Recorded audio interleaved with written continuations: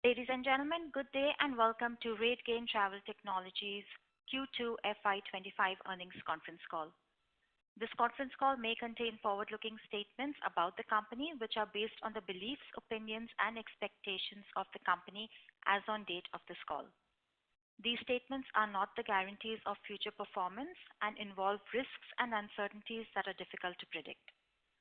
As a reminder, all participant lines will be in the listen-only mode.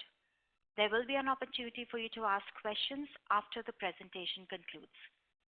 Should you need any assistance during this conference call, please signal for an operator by pressing star followed by 0 on your touchtone telephones. Please note that this conference call is being recorded. I now hand the conference over to Mr. Banu Chopra. Thank you, and over to you, sir. Thank you very much, and a very good afternoon to everyone. And thank you very much for joining the earnings call for Rategain Travel Technology Limited for the second quarter of fiscal year 2025. It's great to connect again with all of you, and I'm excited to share some key updates from the quarter. So joining me on the call are Mr. Tanmay Das, our CFO, and Mr. Divik Anand, our Head for Investor Relations.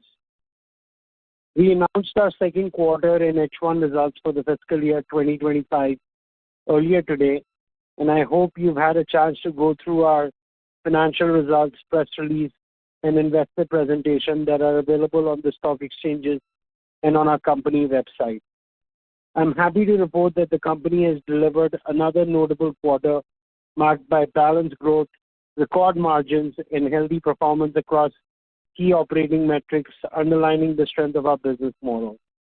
A balanced and disciplined approach has been key to delivering a strong operational performance, leading to another record operating margin of 21.7%, demonstrating the resilience and efficiency of our SaaS-based model.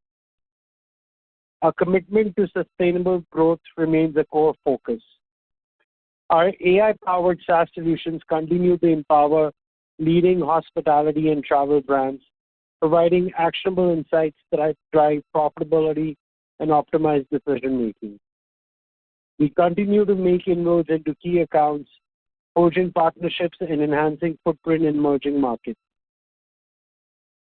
Looking ahead, we are dedicated to advancing customer excellence through strategic investments in product innovation and forming partnerships that yield long-term value. With a robust pipeline and clear vision, we are well positioned to capture new opportunities and strengthen Rategain's role as a leading technology partner with our tailored data-driven solutions powered by AI. With that, I would like to capture some of the key operating and financial metrics from the past quarter. Our annual recurring revenue, ARR, now stands at a new high of 1,109 crores, growing at over 18%. We continue to see steady traction across all our three segments with a strong pipeline as we look to drive value for our customers. Revenues for Q2 grew by 18.1% compared to the same period last year, with well-balanced growth across all three verticals. Our new contract wins came in at rupees 127.6 crores as we deepen our presence across some of our long-standing relationships, continue to add new customers who seek to drive better outcomes, and maximize revenue with our AI-driven solutions.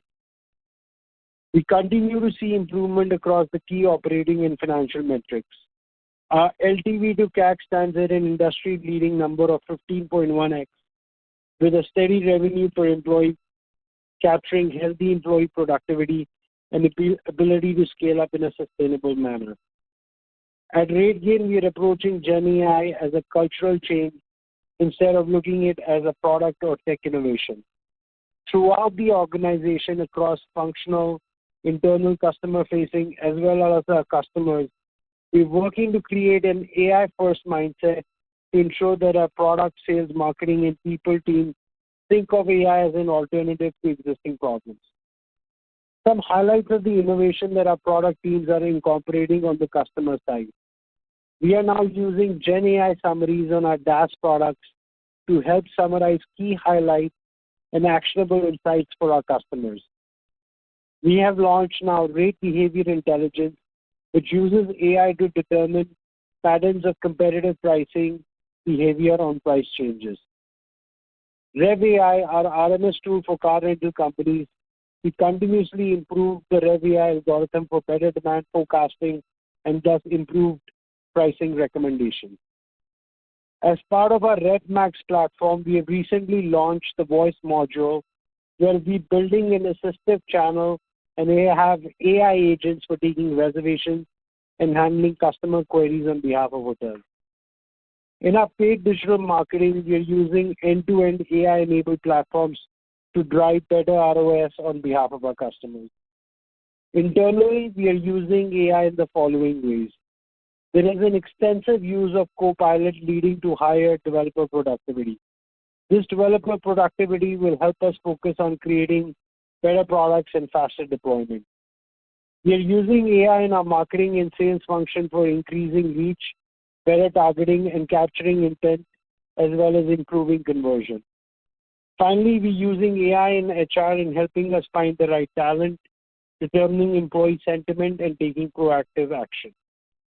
We're also proud to be working with Google in AWS and workshops, as well as we partner for GenAI Hackathon in building solutions for the travel industry. On the state of the industry, global travel industry continues to hold steady in the face of evolving situations in some pockets. Skift Travel Index stood at 107 in September, showing steady growth in APAC geography, with all countries growing year-on-year basis, and Europe demand continued to hold steady as well.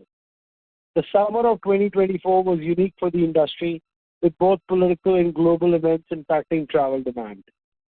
Few trends that have emerged in 2024 are Asia Pacific continues to show growth year-on-year, with some Middle East destinations still growing in spite of the ongoing uncertainty, providing an opportunity to grow in new markets. Leisure travel is seeing resilience as travelers seek memorable experiences. Luxury travel continues to show growth across markets, providing a significant opportunity to capture their marketing spends. Business travel is slowly climbing back to pre-pandemic levels with a stronger focus on cost control, presenting an opportunity to grow the need for competitive intelligence. Large hotel chains are looking to expand into newer markets and reach new audiences, giving an opportunity for new travel aggregators to streamline B2B distribution. I'm also extremely proud to mention that Rategain was featured as a case study by the New York University School of Professional Studies, Jonathan M. Tisch Center of Hospitality. It's a great honor for NYU SPS to have captured the growth of Rategain into a global technology player in the rapidly evolving travel industry. Building a global brand requires synergy across different stakeholders, along with identifying the right opportunities. We're trying to bring the industry together to address the problems we face today and the challenges we can expect tomorrow, and we are just getting started. With that, I will now briefly touch upon the performance across each of our business units. The DaaS business contributed to 32% of the total revenue for H1 FY25.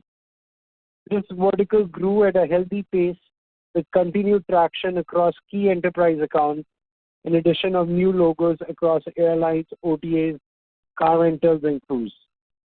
As you might have seen from recent press releases, we've added some great logos in our air segment, including Thai Airways and some fast-growing airlines, including TAG Angola, Fly ISN, and Flight Center Travel Group. We continue to make inroads within this space, and air vertical continues to be a key growth driver within our DaaS vertical. We also continue to deepen relationships with key customers across hospitality and OTA. With our newly launched Navigator platform, we're seeing traction and have had some win-backs here and have a healthy pipeline.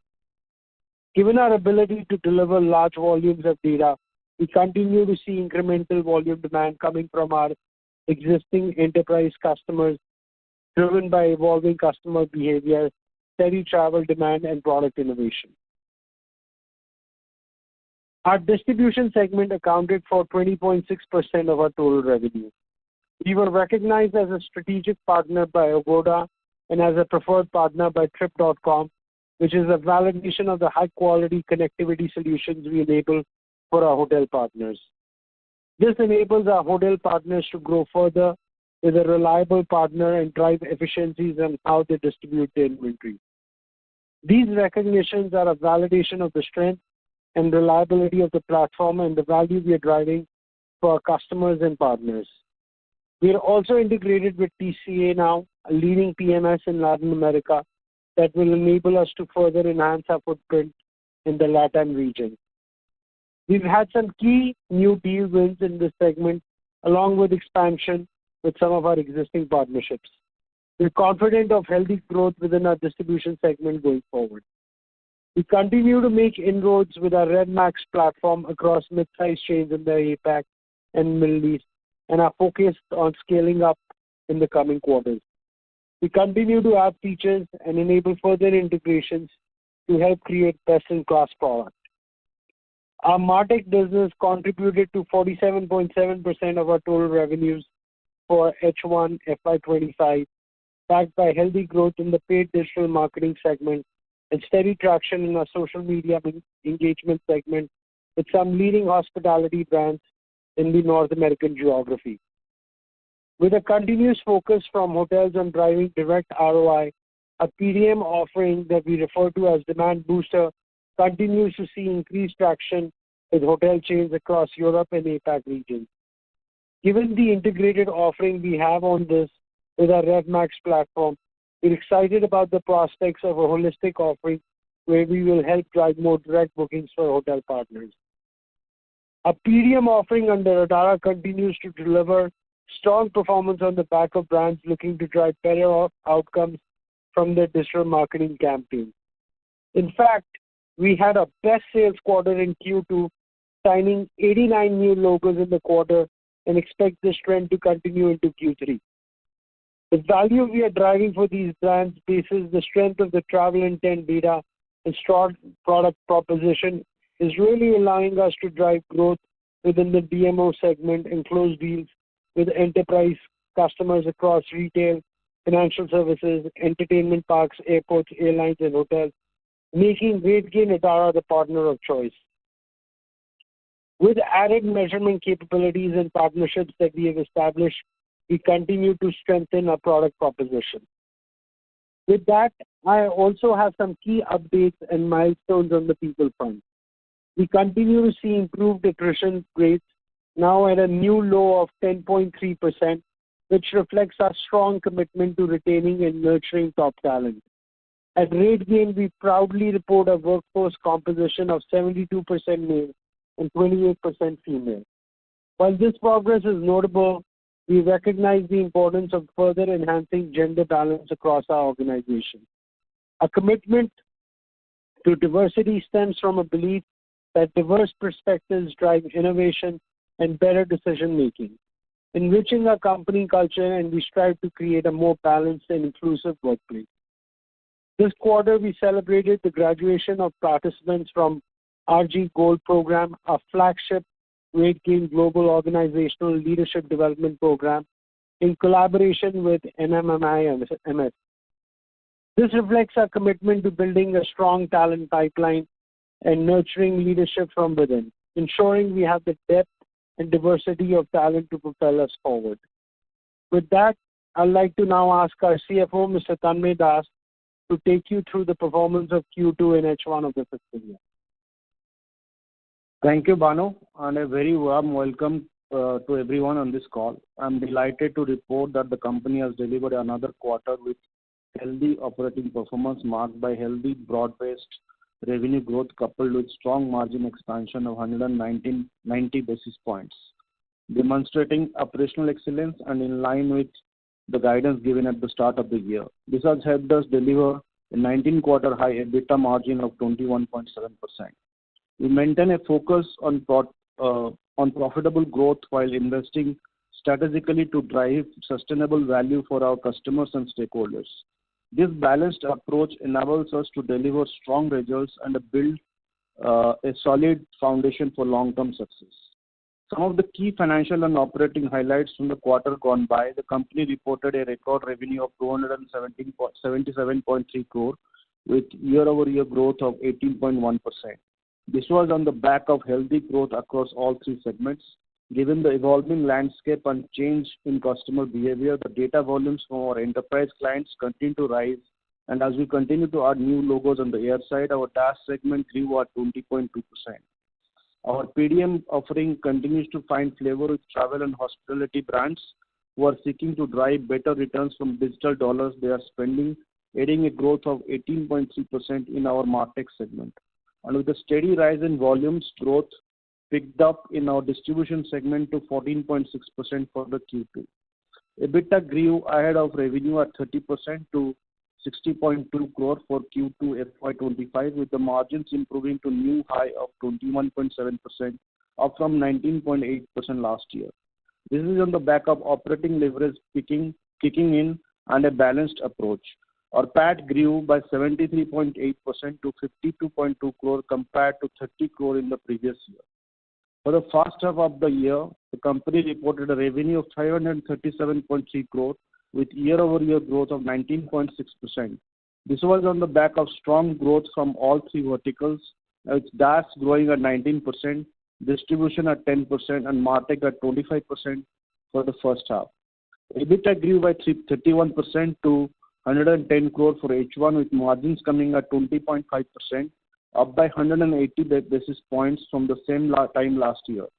The H1 EBITDA expansion is aided by healthy growth in our high-margin business DaaS vertical and with continued traction in PDM MarTech offerings. Our PAT grew by 77.6% in H1 compared to the same time last year, coming at 97.6 crore from 55 crore. The company continues to have strong customer relationships with low churn and a focus to expand existing relationships to build sustainable and reliable revenue streams.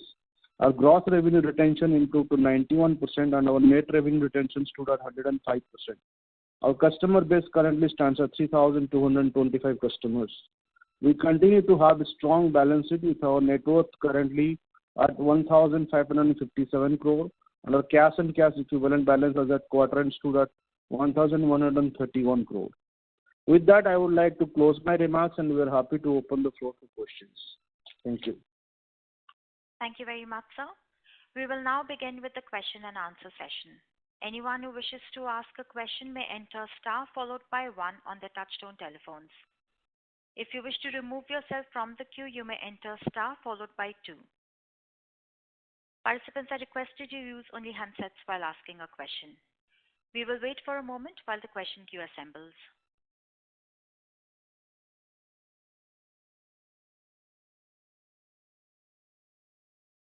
The first question is from the line of Karan Uppal from Phillip Capital. Please go ahead. Yeah, hi. Thanks for the opportunity and congratulations on a broad-based growth as well as strong margins. So the question is to Bhanu. So Bhanu, travel market is largely looking normalized now after 2.5 to 3 years of very strong growth. But Rategain's growth continues to be in strong double digits, almost 20% growth in H1. So is this reflective of the increased market share given the small size of ours? And also is it also reflective of the good cross-sell and upsell which we are doing across the portfolio? So how do you characterize the growth and what's the sustainability of this growth?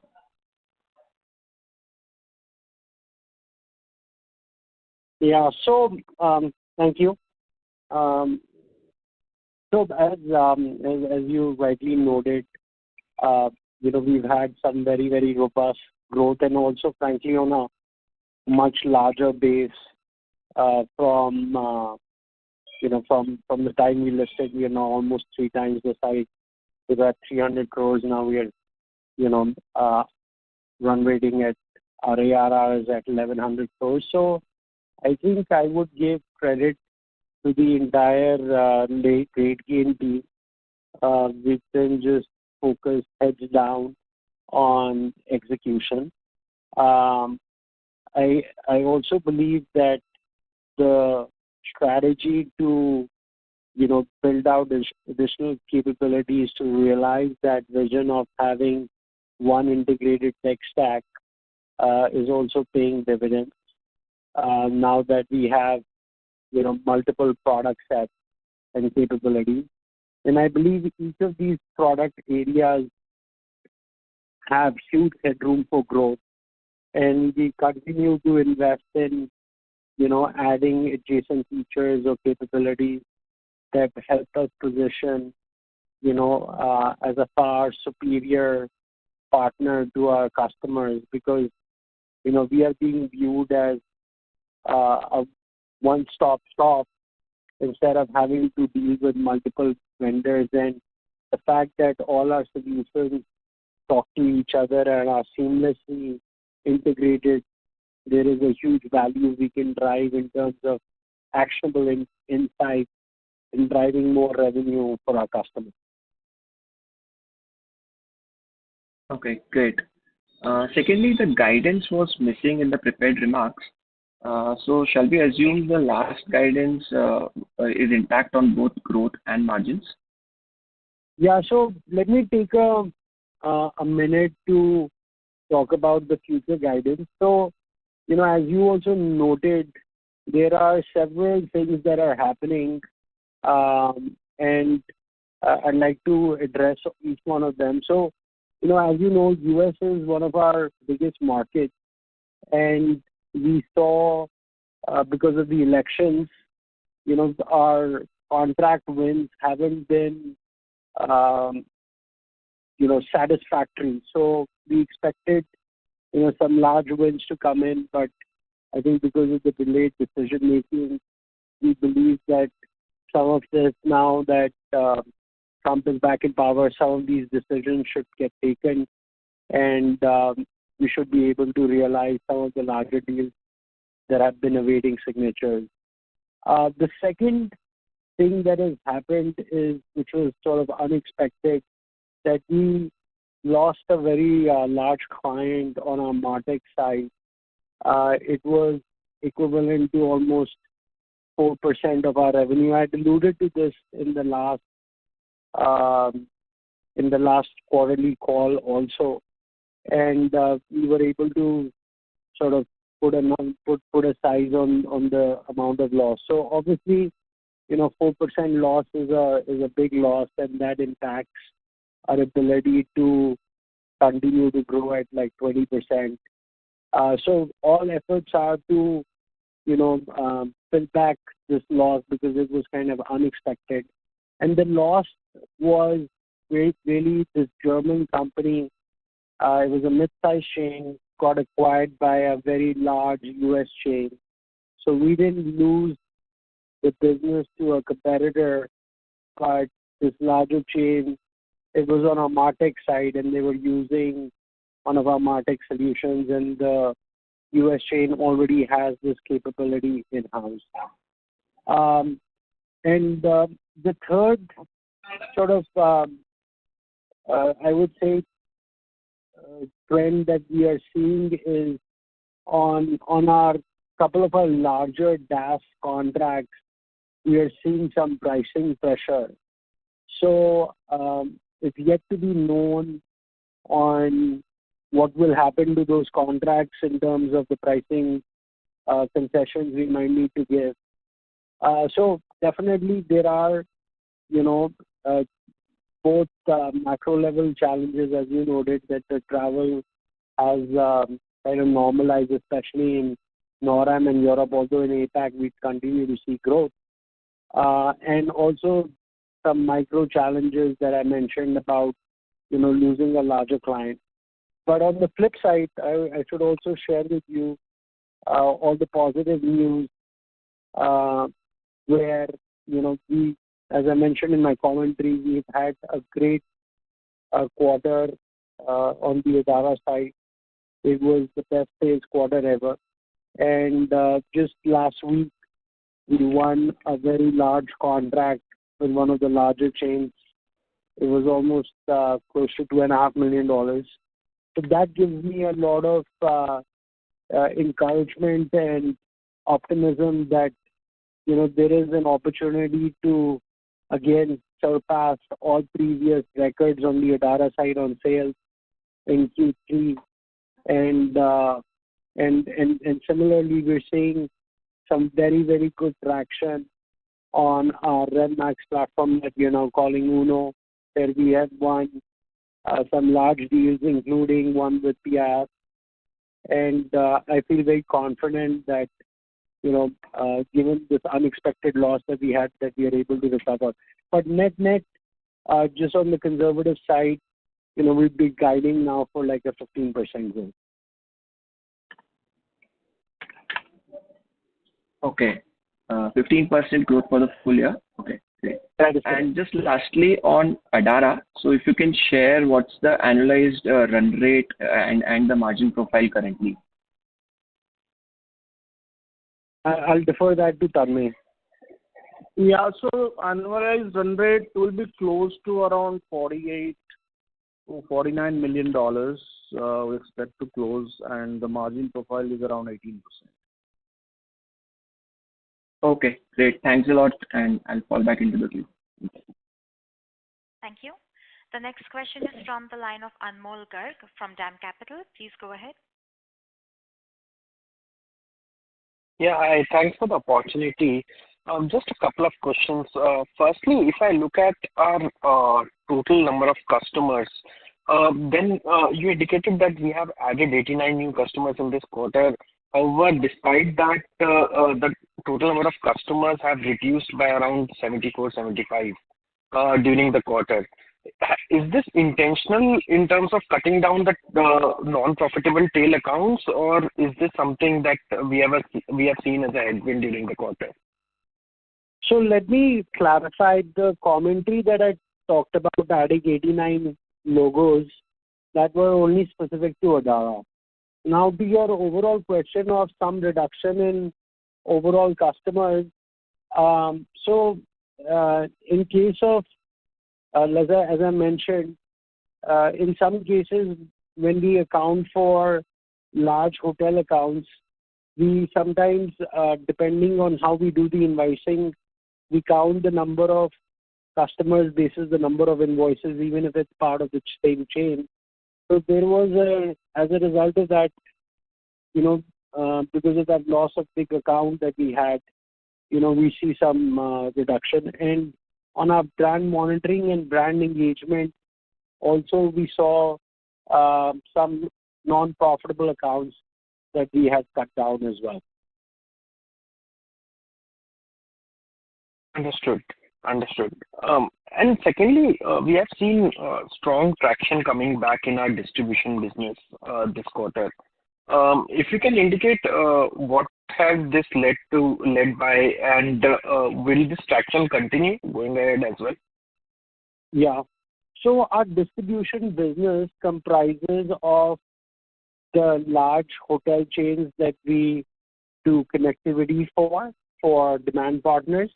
And we also count Uno, our RevMax platform, which is the integrated tech stack, also as part of our distribution business. And something that I've been saying all along is the big growth driver for us is going to be Uno. And we saw some very, very good traction in the past sort of couple of quarters, where now we have released the product and we've had some large wins. So I do see distribution to be a very, very big growth driver for us in the next couple of years. We haven't reached that tipping point on Uno, but I do believe that the market potential is quite significant. And compared to our competitors, our AI-first mentality and how we are rolling out this product, like how I talked about in my commentary about our voice module, which is truly AI-based module, which can handle reservations and customer queries on behalf of hotels, which a lot of these mid-market and smaller hotels don't have, would put us in a very, very unique position. So, there is a very healthy and robust pipeline that we have on Uno, and we are very confident about the go-to-market strategy we are using, where we are using what's popular in SaaS called land and expand, where we land with one module and then sell the entire tech stack to the customer, and it's working quite well. So to answer your question, I do see continued traction, and hopefully in the next sort of 2-3 quarters down the line, also expecting larger numbers to flow in on account of Uno.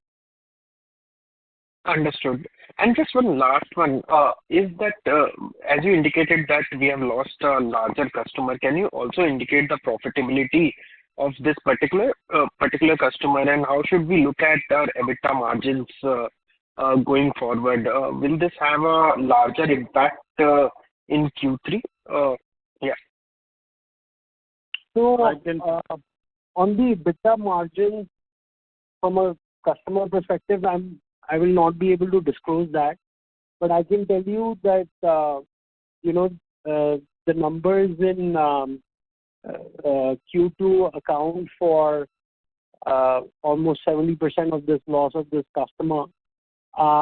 And as you have seen in our margin profile, it didn't impact our margin. In fact, our margins are continuously going up, and we were at 21.7%. So I'm pretty confident that our guidance on margin stays intact, and that's the beauty of the SaaS model. As you increase revenue, most of that revenue falls to the bottom line, and you have the power of operating leverage. Understood. Just one last thing.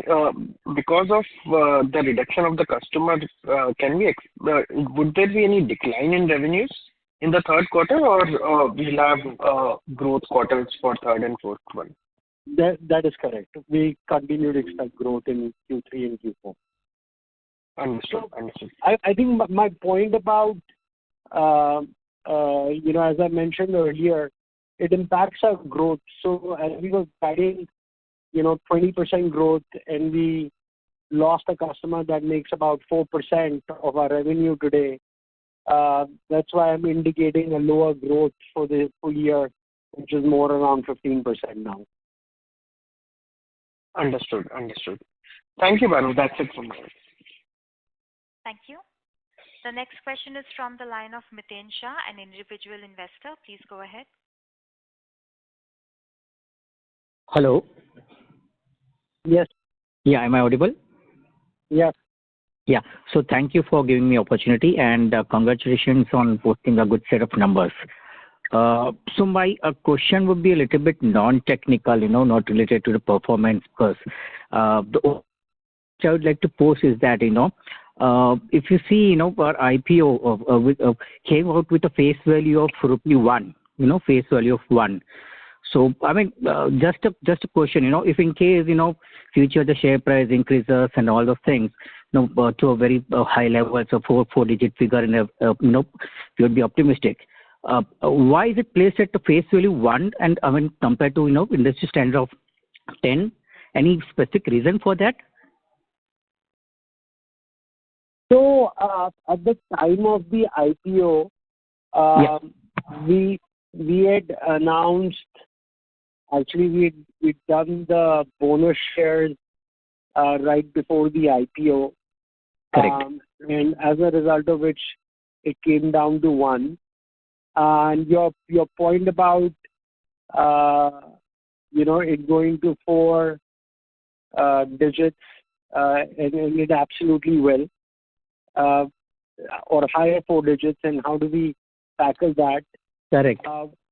Yeah. So, well, look, I'm sure we are a company. Do I have a solution on that question today? No, but do I feel confident that we'll find a solution that would be favorable to all stakeholders? I'm very confident. So, yeah, I may not be answering your question now, but at the appropriate time, I'm confident that we'll be able to find the right solution. Sure. And just one more question. Is it possible to give a breakdown of the margin of customers, like, who fits into the 1 million category and how many customers, are into 1 million category or 500,000 or 100,000 category? Is it possible to give breakup like that in the subsequent presentation? No, we will not be very comfortable sharing that information because, as a public company, our competitors also have access to that data then. So unfortunately, we will not be able to give you that breakup. But, Sure. Yeah, but maybe we can, on a one-on-one, give you some color on it. Sure. I mean, that answers my query. I really appreciate and thanks a lot for answering. Thanks a lot. Congratulations again. Thank you so much, sir. Thank you. The next question is from the line of Prolin Nandu from Edelweiss. Please go ahead. Yeah, hi, Bhanu. Few questions from my side. Now you mentioned that, since IPO, you have grown to 3x the size. If I look at the trend, right, even before IPO, what happens is that, you have an organic growth of, let's say, 15-20%. Then you acquire an asset, the growth inches up because of that acquisition one time. And then again, there is a lag effect of that acquisition for a couple of more years. And again, the growth inches back to 15-20%. Now, given our size, right, in terms of how small we are in overall travel tech market and also versus our peers, when you look at the organic part of your business, let's say over the last 5-year period, are you satisfied with the kind of growth that you have seen? And some of the operating metrics that you report on a consolidated basis, it could be NRR, it could be CAC, cost of acquisition and LTV, etc. How would they look if we only were to evaluate the standalone business? Yeah, it's a great question. So there are a couple of questions there, and I'll answer one by one. So your first question about our organic growth, am I satisfied with it? The answer is absolutely not. I feel that there is huge amount of headroom for us to grow. As a composite company looking at across all our products, we are at 1,100 crores, but there are lots of products that we have that individually are at maybe 10 crores or 20 crores. And I see the potential for each one of those smaller products, and in another call I refer to them as babies or teenagers. I see the potential for them to also be hundreds of crores.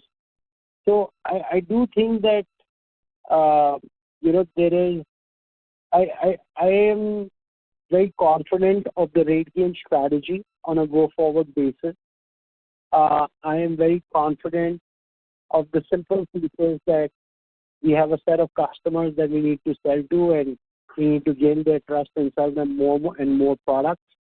That's the entire thesis on which we're building the company, and we have a number of products that can see a much larger attach rate with these customers. So I am confident about our strategy. I do think that we need to implement a better execution, and we need to continuously get better at execution, whether it is on the product side, largely around how we onboard customers and making it quite frictionless and seamless, but also on the go-to-market motion, how we sell to enterprise customers versus mid-market, what are the different nuances to be taken care of from a go-to-market motion for each of the geographies. So there is calibration going on continuously. So just as an example, we are now calibrating to help create a better sales pipeline by using a lot of AI tools, but also, complementing that with what is called in SaaS an SDR function. So up until now, we didn't have an SDR function, but in the last sort of 2-3 months, we've invested quite heavily in building out an SDR function, and we now, have got 20 people whose sole job would be, to help create sales pipeline and opportunity. In addition to that, we've added, as I talked about earlier, a lot of, I see a lot of opportunity in the APAC region. So we've added a bunch of salespeople in APAC region. So I do believe the strategy is right. The execution needs to continuously be calibrated. But even the basis of all the products that we have, I do think that we should see acceleration of our growth. Obviously, all of us would like to see the acceleration of that growth happen sooner than later. But I'm fairly confident that if we are putting our heads down, executing well, we can be well north of 20% on an organic growth basis alone. That's great, Bhanu. Thank you so much for an elaborate answer. Now, second question is on acquisition, right? While we completely respect you being very, very, conscious about the price that you pay, and maybe some of the past acquisition that we have made on price to sales multiple might be difficult. But in some of the past meetings that we have had, you had mentioned that some of your targets have still not been acquired. So from a seller's point of view, is there no urgency as such? Because I don't think so. They are, on its own, they are not that great businesses in terms of the return ratio profitability. Is there no urgency, and still most of the targets that are there in the market still available? And we have a very successful template in terms of Adara and other acquisition as well. So is it, since we are not able to find a price, is there a midway or change in our strategy where we make some of the seller also, maybe you buy 70-80% and give that 20% kind of an upside to the seller? Is there a requirement for change in strategy which is there in the market? Because those kind of multiples are difficult to come back to, right, in terms of what we have acquired. So anything on your M&A, if you can help in the context of whatever I mentioned? Yeah. So I'm sure you've all read and heard 90% of M&A fail.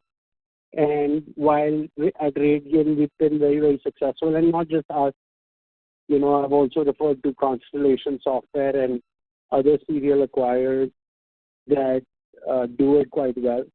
And one common theme amongst good serial acquirers is just one. It's discipline. So, I don't look at, is the seller eager to sell now because he's not been able to sell, and is there an urgency? What is the change in, environment? To me, none of those factors are as important as having a template, having a discipline of chasing value creation through these acquisitions. What is the strategic value, and how does that translate into numbers? And I've talked about this. We have our IRR targets, our payback period threshold, and I'm very confident that we will continue to do acquisitions within those thresholds, because we haven't done one, we have done 4, and we will continue to do them. And it may also happen that we haven't done anything now for 2 years, but there is a chance that we might end up doing 1 or 2 together, as long as our thresholds and internal metrics are being matched. So my point around this is, I think M&A is really a story of patience and discipline. Having done it successfully and looking at our pipeline, I feel confident that we'll be able to consummate something soon. And it may also happen that, like I said, we may do more than one in quick succession as we find deals that fit our matrices. Sure. And one last point, Bhanu, right? Last quarter we heard some pricing pressure in distribution, this time you're talking about some pricing pressure in DaaS, right? Is there something more to read in these as to the value that we are offering? It's not being felt by the customer and hence they are asking for price cut. Is it more to it, and do we hear pricing pressure more going forward, or how should one think about it? So, as one of the other analysts asked about, the overall travel has now normalized. So if you look at the big hotel companies and their revenues, these are all listed companies like Hyatt, IHG, Marriott, etc. So there is definitely pressure on them in terms of growth, and as a result of which, when things are growing really, really well, there is a tendency to overlook, and as things tighten up, people usually tighten up their purse strings. So, so as a result of that, we are seeing, more pricing discussions. But fortunately, the value that we provide and the place that we are at, there are not too many other options that are available to these customers. So, we're trying to hold tight and create more value. The other benefit that we have is, again, the benefit of adding more products, so providing better value to the customer. So if we are negotiating on one product, we have the ability to say, okay, I'll give you a 5% discount, but, buy this other product. So it's creating those kinds of opportunities also. So, so it's not all doom and gloom. It's also creating some opportunities for us from a cross-selling perspective. And on the overall impact, I just like to be cautious and set the right expectations, but I don't see this to be an overarching concern. If you ask me what keeps me up at night, it is, as I talked about, the strategy is there. It's just honing in on our execution. Great, Bhanu. That's it from my side. Thanks a lot and all the very best. Thank you. Thank you. Participants, it's a request. Please limit your questions to 2 questions per participant.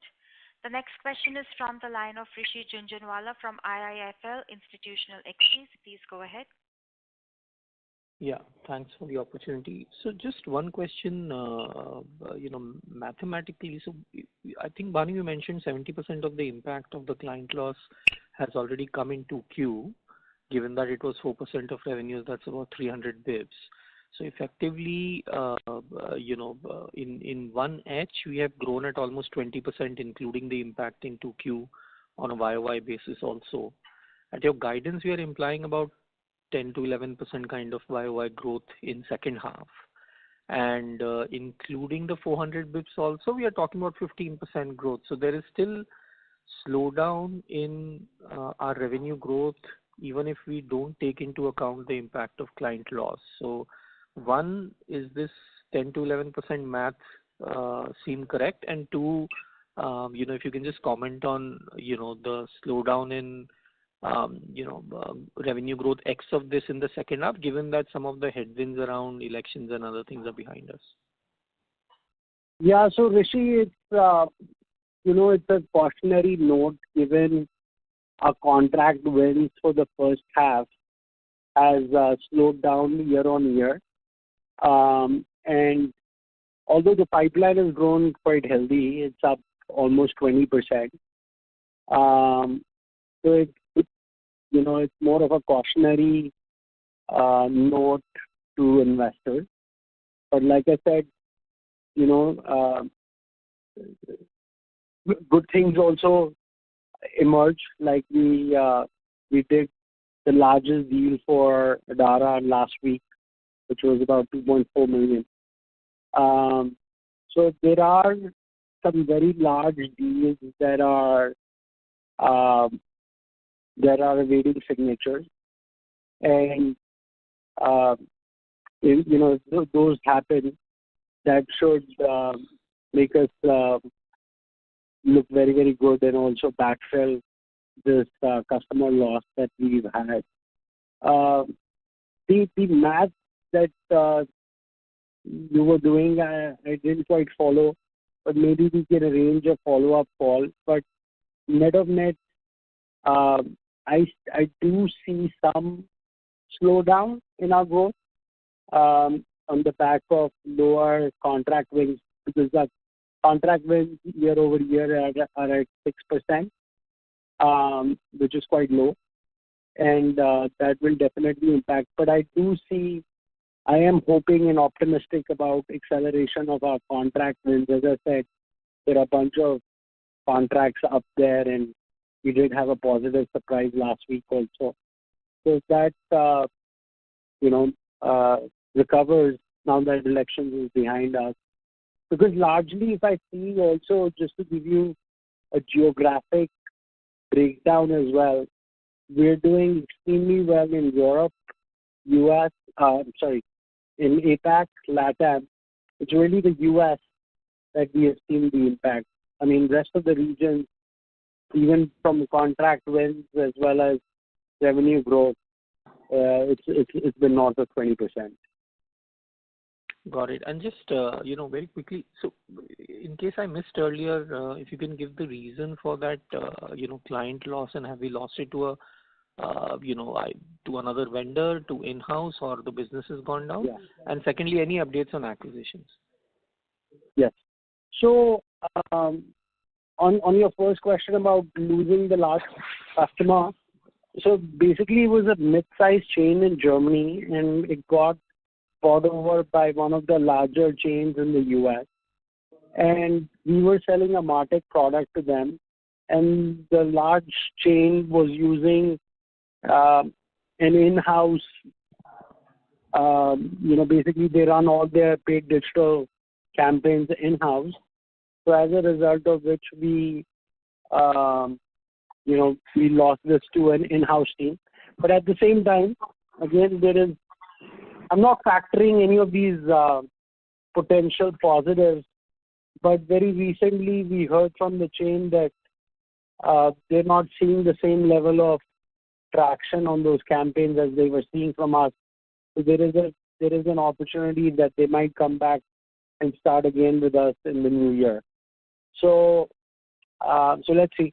We'll keep you informed.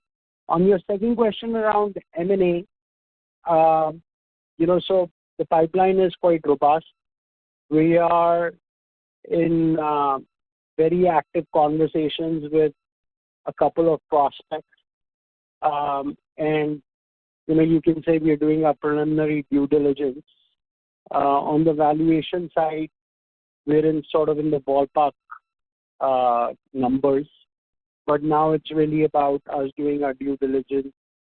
And I don't want to commit to anything because just very recently, also we were in a place where, so it's not always about valuations. We had agreed on a valuation with this other company, but we found things that we were not comfortable and willing to take on board as risk, as a result of which we had to move forward.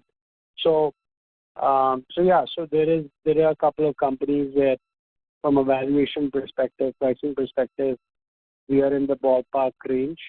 We just need to be comfortable with whatever discoveries we are doing and our ability to mitigate those risks.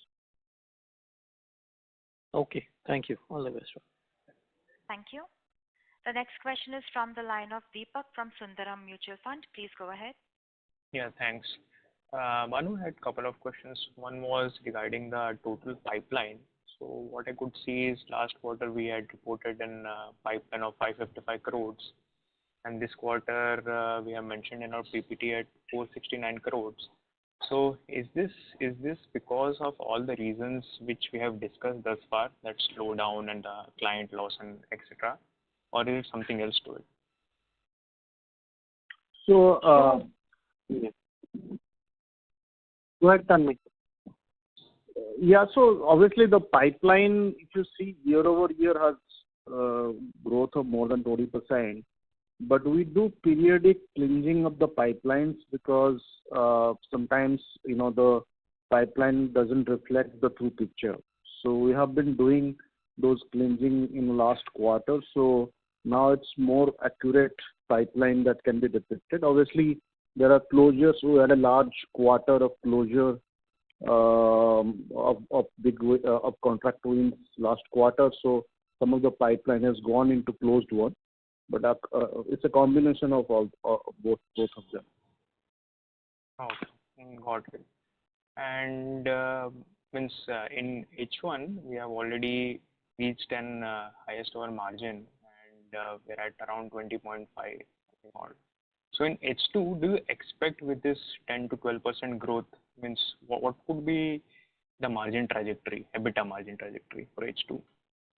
Look, at the start of the year, we had given a guidance of 200 basis point improvement over last year. So that guidance remains same. Okay. Okay. Thank you, sir. Thank you. The next question is from the line of Madhuchandan Dey from MC Pro. Please go ahead. Hi, good evening. I have two questions. These topics have been touched upon by many other participants as well. You had raised capital quite some time back and looking for an acquisition. Now that the travel industry has done exceedingly well, has stabilized fully, have you found the price very expensive, or is it out of your budget, which kind of limits the possibility of a deal happening in the near future? Yeah, so as I had alluded earlier, there have been deals which have been in the ballpark valuations, but we were uncomfortable with some systematic risk that existed in the business that we were willing to take, and as a result of which we had to pass on them. In other cases, look, we've evaluated almost 10 companies and made 10 offers in the last 12 months. A couple of them we did go forward, but had issues in due diligence. For the rest of them, we couldn't arrive on the right valuation.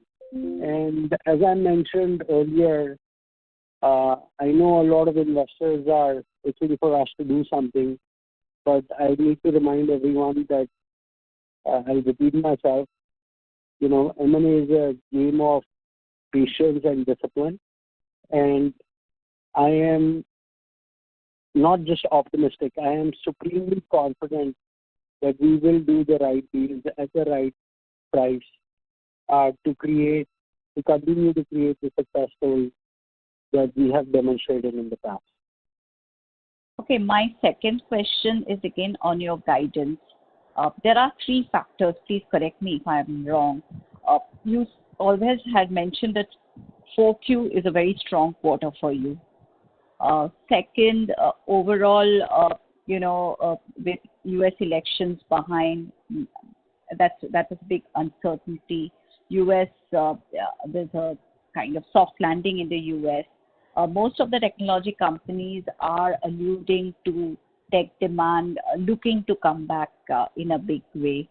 And you have already delivered a 20% kind of growth in the first half. And as you mentioned that the client loss, which is 4% of the revenue, 70% of that is already there in the numbers of Q2, which means that about 120 basis points is kind of the spillover into H2. But with your guidance, the growth in the second half, according to my calculation, is quite abnormally low at 10-11%. So how do I reconcile this? Yeah, so the way to think about a SaaS business and trying to bridge future numbers is really looking at the churn rates, which are very, very healthy at Rategain. So our churn is, about 10%. And the other important thing that you need to look at is the new sales number. And then the third, it's a minor point, is looking at how quickly do we monetize our sales number or our order book. So, what you see in H1 is a result of great shares with previously. But as you would notice, our sales numbers have not been that great in H1. It is only 6%, if I do an H1 comparison year over year. So it's really a resultant of lower sales growth. And as I mentioned, even if you ask me, okay, where did you not sell? It is really the US that where we are not selling. And we have taken a lot of steps also. So while we have a good pipeline, some of it could be blamed on macro conditions. I talked about elections, etc. But I do also feel that there is improvement we need to do on our go-to-market motion. And that we talked about how we are doing improvising, calibrating our sales motion by investing into this SDR team. We've also ramped up on our marketing efforts. We're participating in more shows. We are, we're also looking to revamp and hire more people in the sales team. There is a lot of focus in building that enabling sales function to solve for the lower wins that we've had in the upcoming quarter. And like I said, there is a good pipeline. There is a very large deal that we did last week with one of the biggest entertainment resorts in America. It was close to 2.4 million, 2.3, 2.4 million. And similarly, we are negotiating and have got verbal agreement on a multi-million-dollar deal on our distribution side. But given how we haven't delivered signatures yet, it just makes me a little bit cautious and just want to set up the right expectations in time. Thank you. I hope you kind of beat your own guidance handsomely in the second half. Thank you. Thank you. Ladies and gentlemen, that was the last question. I now hand the conference over to Mr. Bhanu Chopra for closing comments. Yes, thank you everyone for giving us the opportunity and participating in the call. I feel very, very optimistic about the future. The building blocks at Rategain have never been stronger. I feel very strongly about the team that we have built, the innovations that we are doing on our products and the value we are bringing to our customers. And with that, we continuously work tirelessly every day to realize our vision of building into a billion-dollar revenue company. So thank you, everyone. Thank you. Thank you. On behalf of Rategain Travel Technologies, that concludes this conference call. Thank you all for joining us, and you may now disconnect your lines. Thank